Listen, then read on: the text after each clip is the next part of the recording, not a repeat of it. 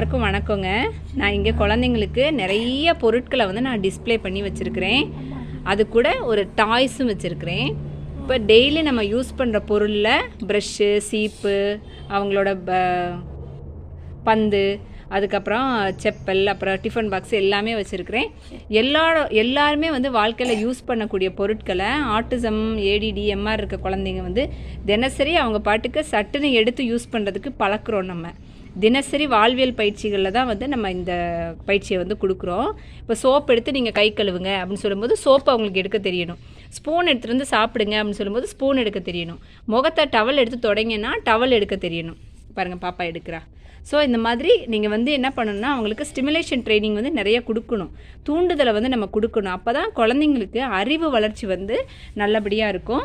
So இந்த video வந்து உங்களுக்கு பயனுள்ளதாக இருக்கும்னு நினைக்கிறேன். நன்றி. அடுத்த வீடியோவில் பார்க்கலாம். கிளாப் பண்ணுங்கள்.